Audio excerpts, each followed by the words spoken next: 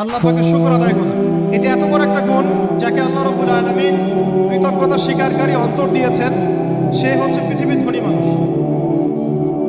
চলতে ফিরতে উঠতে বসতে সবসময় আমরা আল্লাহ পাকের নিয়ামতগুলো স্মরণ করব এবং সবসময় বলতে থাকবো আলহামদুলিল্লাহ, বলতে থাকবো আলহামদুলিল্লাহ।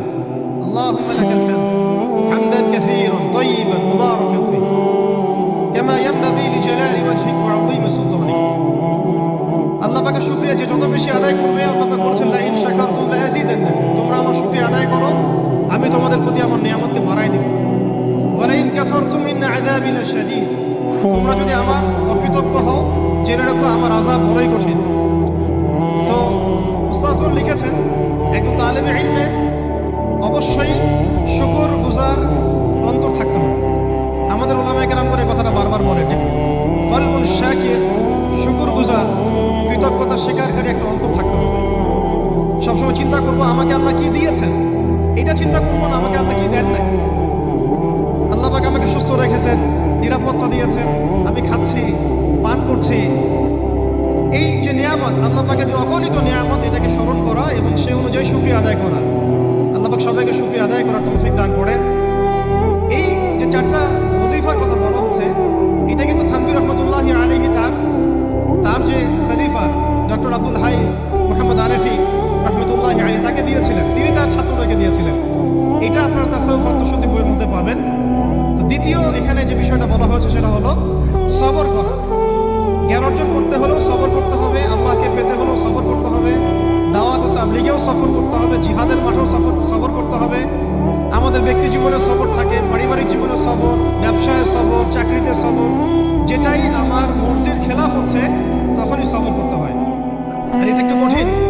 এই কারণে আল্লাহ রাব্বুল আলামিন সবরের সাথে মাইয়াতের ঘোষণা দিয়েছেন। যে ব্যক্তি সবর করবে আল্লাহ তার সাথে থাকবেন ইনশাআল্লাহ। এই জন্য আল্লাহ পাক বলেছেন ইন্নাল্লাহা মা'আস সাবিরিন, সবরকারীদের সাথে আল্লাহ পাক আছেন।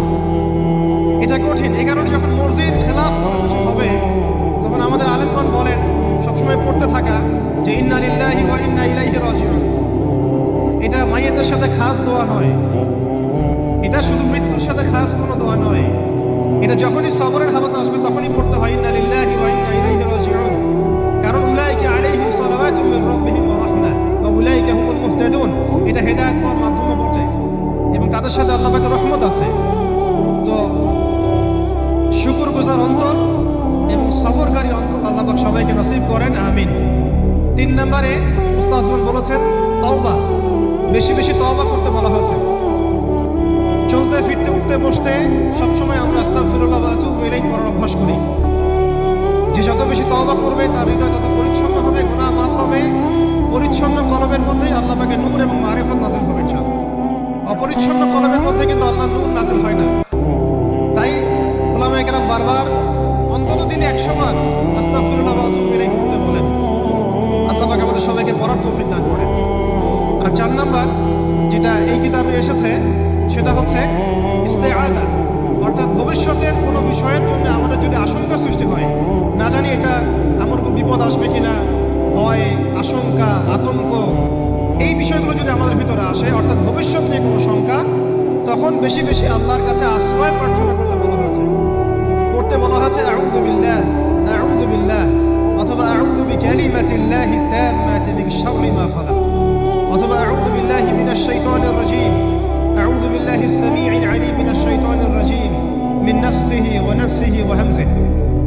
একবার আমার মনে আছে যে একটা জটিল মাসালা নিয়ে আমরা আমাদের মুহতারাম খতিব সাহেব বাইতুল মুকাররমের বর্তমান খতিব সাহেব তার দ্বারস্থ হয়েছিলাম।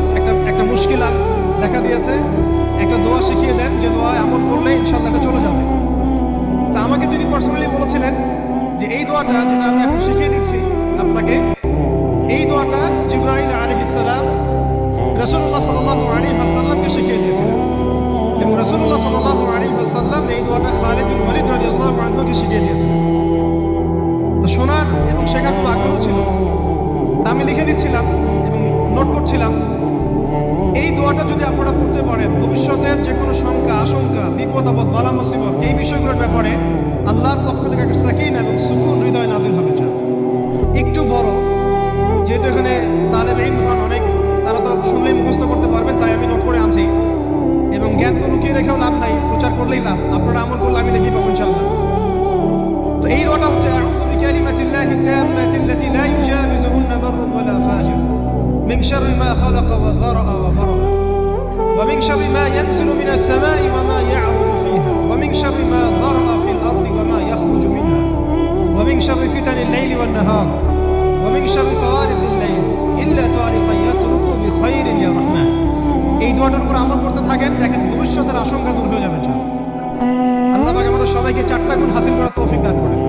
এইবারে লম্বা কথা বলা যায়, সংক্ষিপ্ত করে বললাম যে আল্লাহ পাক আমাদেরকে জীবনের উদ্দেশ্যটাকে ফিক্স করার তৌফিক দান করেন, যে আমরা পৃথিবীতে এসেছি আল্লাহর ইবাদত করতে এবং তার দিন কায়েম করতে। এবং এই মিশনে আমাদের প্রথম দরকার হচ্ছে দ্বীনি ইলম অর্জন করা, এবং এটা একটা লম্বা সিলসিলা, এই ব্যাপারে তাড়াহুড়ো না করা। এবং 3 নাম্বার, বুজুর্গ ওলামায়ে কেরামদের সোহবতে থেকে দ্বীনের জ্ঞান হাসিল করা। এতে করে জ্ঞানের সাথে সাথে আধ্যাত্মিকত্ব হাসিল হবে ইনশাআল্লাহ। আর আধ্যাত্মিকত্ব হাসিল না হলে বাইরের চোখ দিয়ে যদি আমরা দেখি, তাহলে এই বিশ্বটাকে চিনতে, বুঝতে এবং সমাধান বের করতে আমরা বেগ পাবো। এবং কোনো কোনো ক্ষেত্রে আমরা সত্যকে মিথ্যা মনে করতে পারি, মিথ্যাকে সত্য মনে করতে পারি। আল্লাহ পাক আমাদের খিদির আলাইহিস সালামের দৃষ্টিভঙ্গি দান করেন, আমিন।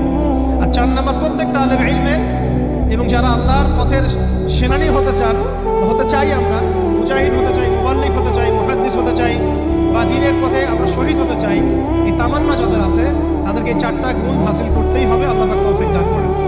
1 নাম্বার শুকর, 2 নাম্বার সবর, 3 নাম্বার তাওবা এবং 4 নাম্বার ইস্তেআযা বা আশ্রয় প্রার্থনা।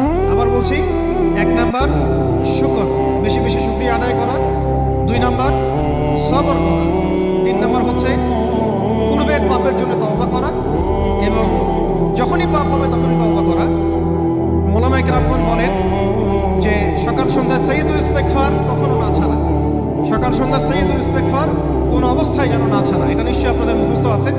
আল্লাহুম্মা আনতা রাব্বি লা ইলাহা ইল্লা আনতা খালাকতানি আনা আবদুক ওয়া আনা আলা আহদিকা ওয়া ওয়া'দিক মাসতাতা'তু আউযু বিকা মিন শাররি মা সানা'তু আবু'ু লাকা বিনি'মাতিকা আলাইয়া ওয়া আবু'ু বিযানবি ফাগফির লি ফাইন্নাহু লা ইয়াগফিরু যুনুবা ইল্লা আনতা। এই দোয়াটা কখনো না ছাড়া। এবং যখন পূর্বের কোনো পাপের কথা মনে হয় যে এতদিন আগে আমার একটা পাপ হয়ে গিয়েছিল, মনটা একটু খারাপ হতে পারে, চোখে পানি আসতে পারে, ইমিডিয়েটলি পড়তে বলা হচ্ছে আস্তাগফিরুল্লাহ ওয়া আতুবু ইলাইহি, আস্তাগফিরুল্লাহ ওয়া আতুবু ইলাইহি। আল্লাহ পাক সবাইকে খাস তওবা করার তৌফিক দান করেন। এবং 4 নাম্বার হচ্ছে আমাদের জন্য জরুরি, সেটা হলো ইস্তেআযা বা আল্লাহ পাকের কাছে আশ্রয় প্রার্থনা করা। আল্লাহ রাব্বুল আলামিন আমাদের সবাইকে তার কাছে আশ্রয় প্রার্থনা করার তৌফিক নসিব করেন, আমিন। 5 নাম্বারটা হচ্ছে যে চলমান যে ফিতনাগুলো আছে আমাদের সামনে, এই ফিতনাগুলোকে কাগজে কলমে আইডেন্টিফাই করা। আমি সহজ করে দিই আপনাদের জন্য। আমাদের সামনে ফিতনাগুলো কয়েকটা ক্ষেত্রে বিভক্ত। একটা হচ্ছে ব্যক্তিগত ক্ষেত্রে ফিতনা, একটা হলো আমাদের শিক্ষা ক্ষেত্রের ফিতনা, একটা হলো আমাদের অর্থনৈতিক ক্ষেত্রের ফিতনা, একটা হলো সাংস্কৃতিক ক্ষেত্রের ফিতনা, একটা পারিবারিক ক্ষেত্রে এবং একটা রাষ্ট্রীয় ক্ষেত্রে, এবং এর চেয়ে বড় পরিসরে আছে বৈশ্বিক ক্ষেত্রে কিছু ফিতনা। এই ফিতনাগুলোকে আমাদেরকে কাগজে কলমে এবং আল্লাহর নূর দিয়ে, কোরআন সুন্নাহর চোখ দিয়ে আইডেন্টিফাই করতে হবে এবং সেগুলোকে সমাধানের পথ খুঁজে বের করতে হবে। আল্লাহ পাক আমাদের সবাইকে তৌফিক দান করেন, আমিন। আমাদের যে গন্তব্য, যে আমরা চাই আল্লাহর জমিনে দিন কায়েম হোক, এই গন্তব্যে ইস্তেকামা ধরে রাখা বা ধারাবাহিকতা বজায় রাখা। এমন যেন না হয় যে আমাদের কিছুদিনের কাজ খুব গতিসম্পন্ন হচ্ছে এবং বাকি কাজ মন্থর হচ্ছে, এমনটা যেন না হয়। সিরাতের সুন্নতে নবী সাল্লাল্লাহু আলাইহি ওয়াসাল্লাম যেভাবে দীর্ঘ 23 বছর তার দাওয়াত এবং জিহাদের মিশন চালিয়েছেন, এইভাবে আমরা যেন আমাদের এই গন্তব্যটাকে হাসিল করতে পারি এবং সবর বজায় রাখি, ইস্তেকামা ধরে রাখি, আধ্যাত্মিকতা ধরে রাখি এবং যা জানি তার উপর আমল করার চেষ্টা করি, সুন্নাহ ভিত্তিক জীবনযাপন করার চেষ্টা করি। আল্লাহ পাক সবাইকে তৌফিক দান করেন। যদি রিজিকটা আমাদের হালাল না হয়, তাহলে এই যে এত বড় বড় কথা বলছি বা এত বড় স্বপ্ন দেখছি, এগুলো কিন্তু ভাই আসলে বাস্তবায়ন করা খুব কঠিন হবে। কোনো কোনো ক্ষেত্রে হয়তো সম্ভব হবে না। ইন্নাল্লাহা তাইয়্যিব লা ইয়াকবালু ইল্লা তাইয়্যিব। আল্লাহ পাক পবিত্র, তিনি পবিত্র ছাড়া কিছু কবুল করেন না। আর এখন রিজিকের মধ্যে যত ফিতনা, সুদের ফিতনা আছে, ঘুষের ফিতনা, দুর্নীতির ফিতনা, কাগজের টাকার হারামের কিছু ফিতনা চলে আসছে ভিতরেও, ক্রিপ্টোকারেন্সির ফিতনা আসতেছে সামনে। এছাড়া আছে আমাদের মার্কেটের সিন্ডিকেট, পণ্য মজুত করা, ভাবে কম দেয়া, মানে হারাম খাওয়ার যতগুলো অপশন আছে, আমার মনে হয় এই জামানায়, এই যুগে এটা সবচেয়ে বেশি উন্মুক্ত আমাদের সামনে। তো হারাম খাওয়া সহজ, হালালে চলা একটু কঠিন, তবে হালাল খাওয়াটা অসম্ভব নয়। আল্লাহ পাক সূরা তালাকের মধ্যে বলেছেন, ওয়া মান ইয়াত্তাকিল্লাহা ইয়াজআল লাহু মাখরাজা। যে ব্যক্তি আল্লাহকে ভয় করে, বেছেই নেন এবং এমন উৎস থেকে আল্লাহ পাক তাকে রিজিক দেন যা সে কখনো কল্পনাও করে নাই। আল্লাহ পাক আমাদের সবাইকে হালাল খাবার তৌফিক দান করেন। আমি প্রত্যেককে কমপক্ষে পার্ট টাইম দাওয়াতের কাজ করতে হবে। দাওয়াত এবং তাবলীগের কাজটা এটা এখন আমভাবে সকলের উপর ভর্তি গিয়েছে। এটা ব্যাপারটা এমন নয় যে ওলামায়ে কেরামগণ দাওয়াতের কথা বলবেন, তাবলীগের কথা বলবেন, আমাদের উপর কোনো জিম্মেদারি নাই। ব্যাপারটা কিন্তু এমন নয়। আমাদের প্রত্যেককে সৎ কাজে আদেশ করতে হবে, অসৎ কাজে নিষেধ করতে হবে। এবং আপনারা তো সবাই জানেন হুযায়ফা রাদিয়াল্লাহু আনহু থেকে যে হাদিসটা বর্ণিত হয়েছে সহিহ মুসলিম শরীফে এসেছে যে যদি আমরা সৎ কাজে আদেশ না করি, অসৎ কাজে নিষেধ না করি, তাহলে আল্লাহর পক্ষ থেকে বিপদ আপদ বালা মুসিবত গজব আসবে। এই সময় ওই কম দোয়া করবে, কিন্তু এই দোয়া আল্লাহর দরবারে কবুল হবে না। তাই আল্লাহ রাব্বুল আলামিন আমাদের সবাইকে সৎ কাজে আদেশ করার তৌফিক দান করেন, অসৎ কাজে নিষেধ করার তৌফিক দান করেন, হালাল খাওয়ার তৌফিক দান করেন এবং দাওয়াত ও তাবলীগের সবাইকে এই মেহনতে যুক্ত থাকার তৌফিক দান করেন। প্রথম আমাদেরকে আমাদের জীবনের উদ্দেশ্যটাকে ফিক্স করতে হবে। আমরা পৃথিবীতে কি উদ্দেশ্যে এসেছি এই উদ্দেশ্যটাকে বোঝা এবং সেই অনুযায়ী আমল করা, এটা হলো আমাদের জীবনের প্রথম কাজ। তো উপস্থিত তারুণ্যের প্রতি আমার প্রথম আজকের নাসিহাত যে আমরা যেন আমাদের জীবনের লক্ষ্য এবং উদ্দেশ্যটাকে উপলব্ধি করতে সক্ষম হই। আল্লাহ পাক সবাইকে তৌফিক দান করে দেন। এ বিষয়ে দুটো কথা আলোচনা করতে চাই। একটা তো আল্লাহ পাক সূরাতুজ যারিয়াতের মধ্যে বলেছেন বা'দা আউযু বিল্লাহি মিনাশ শাইতানির রাজীম ওয়া মা খালাকতুল জিন্না ওয়াল ইনসা ইল্লা লিয়াবুদুন। আমি জিন জাতি এবং মানব জাতিকে শুধুমাত্র আমার ইবাদত করার জন্য সৃষ্টি করেছি। তো এখান থেকে আমরা বুঝতে পারছি যে এই পৃথিবীতে আল্লাহ পাক আমাদেরকে পাঠিয়েছেন শুধুমাত্র তার ইবাদত করার জন্যই। আর এটা আল্লাহ পাকের অনেক বড় দয়া যে আল্লাহ রাব্বুল আলামিন আমাদের ব্যক্তিগত কাজ, অর্থনৈতিক কাজ, আমাদের ব্যবসা বাণিজ্য, পরিবার, স্ত্রী সন্তান, মুআমালাত মুআশারাত এগুলোকে ইবাদতের মধ্যে অন্তর্ভুক্ত করেছেন যদি আমরা কয়েকটা শর্ত পূরণ করতে পারি। কাজগুলো যদি আল্লাহ পাকের সন্তুষ্টির জন্য হয় এবং রাসূল সাল্লাল্লাহু আলাইহি ওয়াসাল্লামের তরিকা মোতাবেক হয় এবং রিজিক যদি হালাল হয়, ইনশাআল্লাহ তাআলা স্ত্রীর মুখে অন্ন তুলে দেওয়াও নেকির কাজ বলে গণ্য হবে ইনশাআল্লাহ। তো এই পৃথিবীতে এসেছি আমরা দুটো উদ্দেশ্য নিয়ে। একটা হলো আল্লাহ রাব্বুল আলামিনের ইবাদত করা, যেমনটা আমরা বললাম ওয়া মা খালাকতুল জিন্না ওয়াল ইনসা ইল্লা লিয়াবুদুন। আরেকটা উদ্দেশ্য আছে আমাদের পৃথিবীতে আসার, সেটা হচ্ছে আল্লাহ রাব্বুল আলামিনের জমিনে আল্লাহ পাকের দ্বীনটাকে কায়েম করা বা বাস্তবায়ন করার চেষ্টা করা। এই ব্যাপারে আল্লাহ পাক আমাদেরকে স্পষ্ট আদেশ দিয়েছেন। সূরা আল ইমরানেও বলেছেন কুনতুম খায়রা উম্মাহ উখরিজাত লিন-নাস তা'মুরুনা বিল মা'রুফ ওয়া তানহাউনা 'আনিল মুনকার ওয়া তু'মিনুনা বিল্লাহ। ঠিক একইভাবে আল্লাহ রাব্বুল আলামিন সূরা মুহাম্মাদের মধ্যে বলেছেন ইন তানসুরুল্লাহা ইয়ানসুরকুম ওয়া ইউসাব্বিত আকদামাকুম। তোমরা যদি আল্লাহর দ্বীনকে সাহায্য করো, আল্লাহকে সাহায্য করো, তাহলে আল্লাহ পাকও তোমাদেরকে সাহায্য করবেন। ওয়া ইউসাব্বিত আকদামাকুম, তোমাদের পা আল্লাহ পাক শক্ত করে রাখবেন। আর ওয়া ইন তাতাওয়াল্লাউ ইস্তাবদিল কওমান গায়রাকুম, আর তোমরা যদি মুখ ফিরিয়ে নাও, পৃষ্ঠ প্রদর্শন করো, তাহলে জেনে রেখো আল্লাহ পাক অন্য কওমকে তোমাদের স্থলাভিষিক্ত করবেন এবং তারা তোমাদের মতো হবে না। এই আয়াতগুলো থেকে আমরা বুঝতে পারছি যে আল্লাহ রাব্বুল আলামিনের জমিনে তার দ্বীন কায়েম করা, তার দ্বীনের সহযোগী হওয়া, দ্বীন ইকামতে দ্বীনের কাজ করা, দ্বীন প্রতিষ্ঠার জন্য কাজ করা, এটা আমাদের পৃথিবীতে আসার অন্যতম একটা উদ্দেশ্য। তাই আমি তরুণ ভাইদেরকে হৃদয়ের অন্তঃস্থল থেকে অনুরোধ করব জীবনের উদ্দেশ্য সম্পর্কে আমরা সচেতন হই। আমরা পৃথিবীতে শুধু খেলতামাশা করতে আসি নাই, সময় নষ্ট করতে আসি নাই, শুধু চাকরির পিছনে ছুটতে আসি নাই, ব্যবসার পিছনে ছুটতে আসি নাই। আমাদের এই পৃথিবীতে আসার একটা উদ্দেশ্য আছে, একটা মোটিভ আছে, সেটা হলো নিজে আল্লাহর ইবাদত করব এবং আল্লাহর দ্বীন তাবলীগ দাওয়াত এবং জিহাদে অংশ নিব, যাতে করে আল্লাহর জমিনে আল্লাহর দ্বীন কায়েম হয়। আল্লাহ পাক আমাদের সবাইকে মকবুল কাফেলায় শামিল করেন, আমিন। দ্বিতীয় যে বিষয়টি আমি বলতে চাই সেটা হলো এই যে মহান একটা মিশন নিয়ে আমরা পৃথিবীতে এসেছি, এটাকে বাস্তবায়ন করতে হলে আমাদেরকে ইলম অর্জন করতে হবে। ইলম অর্জন না করে যদি আমরা কোনো কাজ করতে যাই, সেখানে উপকারের জায়গায় ক্ষতি বেশি হতে পারে এবং দ্বীনের ইলম একা একা হাসিল করা যায় না। অবশ্যই বরেণ্য এবং মুহাক্কিক উলামায়ে কেরামের সোহবত জরুরি।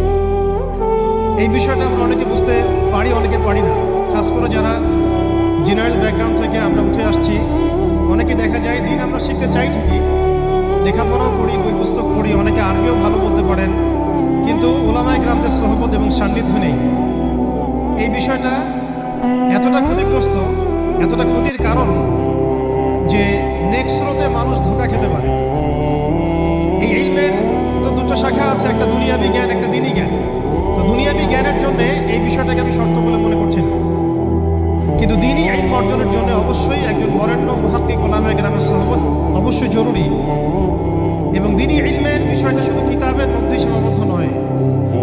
কিতাব আমাকে একটা ক্লাসিক্যাল আলেম হওয়ার পর্যায়ে পর্যন্ত নিয়ে যায় ঠিকই, কিন্তু আল্লাহকে চিনতে হলে, আল্লাহকে পেতে হলে, আল্লাহর মারিফত হাসিল করতে হলে একটা আধ্যাত্মিক জ্ঞানের প্রয়োজন আছে। এই জ্ঞানটা আপনি কিতাবের মধ্যে পাবেন না। এটাকে হাসিল করতে হলে অবশ্যই আল্লাহওয়ালা বুজুর্গ মানুষদের সোহবতে আসতে হবে। ঠিক যেমন নবী মুসা আলাইহিস সালামকে আল্লাহ রাব্বুল আলামিন বলেছিলেন, তোমার চেয়েও জ্ঞানী মানুষ পৃথিবীতে আছে। সূরা কাহফে বিস্তারিত ঘটনা আছে, এতটা বলার সময় এখানে নাই, আপনারা পড়ে নিতে পারবেন। মুসা আলাইহিস সালাম যুগ যুগ সফর করেছেন সেই ব্যক্তিকে পাওয়ার জন্য যাকে আল্লাহ রাব্বুল আলামিন তার পক্ষ থেকে খাস করে জ্ঞান দিয়েছেন। সেই ব্যক্তির নাম খিদর আলাইহিস সালাম। তিনি এমনভাবে এমন কিছু দেখছেন খিদর আলাইহিস সালাম যেটা মুসা আলাইহিস সালাম বুঝতে পারছেন না। মুসা আলাইহিস সালাম নবী হওয়ার পরে বুঝতে পারছিলেন না কেন নৌকা ফুটা করা হচ্ছে, কেনই বা বাচ্চাটা করা হলো, আর কেনই বা দেয়ালকে নির্মাণ করা হলো।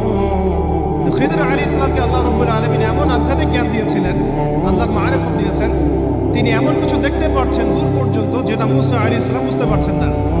হাদিসের মধ্যে তো এটাও এসেছে, সেদিন যদি মুসা আলাইহিস সালাম এত প্রশ্ন না করতেন তাহলে হয়তো আরো অনেক জ্ঞান জানা যেত, কামা ক্বালা আলাইহিস সালাম। এই কারণে আমি তরুণ প্রজন্মকে নসিহত করতে চাই, তিনি ইলম অর্জন করছি, মাশাআল্লাহ, বই পুস্তক পড়ছি, অনেকে অনেক প্রতিষ্ঠানে পড়ছেন, তবে অবশ্যই মাথার উপরে মুরব্বী ওলামায়ে কেরামদেরকে রাখতে হবে। এটা ব্যতীত যদি আমরা দিনের কাজ করতে চাই, কথা বলতে চাই, বা দিনের কোনো দাওয়াত তাবলীগ বা বিষয়ে আমরা ফিকির করি, সেখানে আমরা নিজেরাও বিভ্রান্ত হতে পারি, মানুষকে বিভ্রান্ত করতে পারি। তাই এটা হচ্ছে আমার দ্বিতীয় নসিহা আমাদের তরুণ ভাইদের প্রতি। আল্লাহ পাক আমাদের সবাইকে বরেণ্য উলামায়ে কেরামদের সুহবত নসিব করেন। আমরা এখন অনেকেই অনলাইন কেন্দ্রিক চিন্তা ভাবনা করি, অনলাইনে কে কত ভাইরাল, কার কত ভিউজ বেশি হয়, হ্যাঁ, কার ফ্যান ফলোয়ার্স কত বেশি, এগুলো আমাদের কাছে এখন হকের মানদণ্ড হয়ে গেছে, অনেকের কাছে, সবার কাছে নয়। এটা একটা মুসিবত, এটা খাসারা। মনে রাখবেন, বরেণ্য উলামায়ে কেরাম এবং আল্লাহর ওলিগণ নিজেদেরকে এত জাহির করেন না, তারা নিজেদেরকে লুকিয়ে রাখতে চান, তারা ইজহার করে পছন্দ করেন না, তারা হক এবং বাতিলের মধ্যে মিশ্রণ ঘটান না, তারা হক এবং বাতিলকে স্পষ্ট করে দেন। তারা পৃথিবীতে মাজলুম হন, নিভৃতচারী হন, তাদের অবস্থা তো এমন হয় যে তারা দিনের বেলার খোরসাওয়া, রাতের বেলার দরবেশ। তো এই ব্যাপারে ইমাম মালিক রহমতুল্লাহি আলাইহির একটা কওল আছে, জ্ঞান কারো কাছে আসে না, জ্ঞানের কাছে যেতে হয়। তাই আমাদেরকেও সেই রকম বুজুর্গ আলেমকে খুঁজে বের করতে হবে। এমন নয় যে আপনার ঘর পর্যন্ত তিনি হেঁটে আসবেন, এমনটা নাও হতে পারে। আল্লাহ পাক আমাদের সবাইকে জ্ঞানের কাছে যাওয়ার তৌফিক দান করেন, আমিন। এরপরে আসি যে এই জীবনের উদ্দেশ্যটাকে ফিক্স করা এবং জ্ঞান অর্জনের যে সিলসিলা, এটা একটা লম্বা সিলসিলা। জ্ঞান অর্জনের ক্ষেত্রে তাড়াহুড়া করা যাবে না যে আমি 5 বছরের মধ্যে আলেম হয়ে যাব, 10 বছরের মধ্যে আমি মুফতি হয়ে যাব, এইভাবে চিন্তা করা যাবে না। আমাদেরকে সারা জীবন তালেব ইলম হয়ে থাকতে হবে এবং জ্ঞান অর্জনের এই যে ক্রমবর্ধমান একটা সিলসিলা, এখানে সবরের পরিচয় দিতে হবে। এই ব্যাপারে আমি একটা কোটেশন নোট করে আনছি। আমাদের শ্রদ্ধেয় আলেম, বরেণ্য আলেম আল্লামা তাকি উসমানী সাহেবের যে কিতাব আছে তাসাউফ এবং আত্মশুদ্ধি, এই কিতাবের মধ্যেও পাওয়া যায়, এবং তার ভাই রাফি উসমানী সাহেবের একটা কিতাব আছে, সেখানেও এই কথাটা, একই কথাই আছে যে একজন তালেব ইলমকে বা একজন আল্লাহকে চাহানেওয়ালা একজন ব্যক্তিকে এই 4টা গুণ হাসিল করতে হবে। জীবনের উদ্দেশ্য ঠিক করার পরে যখন আমরা ইলম অর্জন করতে যাব, তখন এই 4টা গুণ হাসিল করার চেষ্টা করবো ইনশাআল্লাহ। আল্লাহ পাক সবাইকে তৌফিক দান করেন। প্রথম গুণটা হচ্ছে শুকর। আর সর্বশেষ যে কথাটা বলতে চাই সেটা হলো এই দিন কায়েমের যে স্বপ্ন, এই স্বপ্নে আমাদের সবার দাওয়াতের সাথে জিহাদের তামান্না থাকতে হবে, শাহাদাতের মৌতের তামান্না থাকতে হবে। আমি আবারও রিপিট করছি, এই মিশনে আমাদের সবাইকে দাওয়াত এবং তাবলীগের সাথে জিহাদের তামান্না এবং শাহাদাতের তামান্না থাকতে হবে। হাদিসে স্পষ্ট এসেছে, যে ব্যক্তি জিহাদ করে না বা জিহাদের আকাঙ্ক্ষাও করে না, যে ব্যক্তি জিহাদ করে না এবং জিহাদের আকাঙ্ক্ষাও কখনো করে না, সে ব্যক্তি যেন মুনাফিকের মৃত্যুর একটা শাখার উপর মৃত্যুবরণ করবে। আল্লাহ পাক আমাদের সবাইকে নেফাকি থেকে হেফাজত করেন, আমিন। তো সম্মানিত উপস্থিতি এবং আমার সামনে উপবিষ্ট তরুণ প্রজন্মের দিনী ভাইরা, এই 10টা কাজ যদি আমরা করতে পারি, আমরা আশা করি এই 10টা কাজের সমন্বয় হলে আস্তে আস্তে হলেও আমরা ইনশাআল্লাহ তাআলা অচিরেই বাংলার জমিনে পরিপূর্ণ দিন কায়েম বলতে আমরা যা বুঝি, আল্লাহর জমিনে আল্লাহর দিন প্রতিষ্ঠা এবং শরিয়া বিধান প্রতিষ্ঠা, এটা কোনো অসম্ভব বিষয় নয় এবং এটা কোনো সময় সাপেক্ষ বিষয় হবে না ইনশাআল্লাহ। আল্লাহ পাক আমাদের সবাইকে 10টা কাজ করার তৌফিক দান করেন।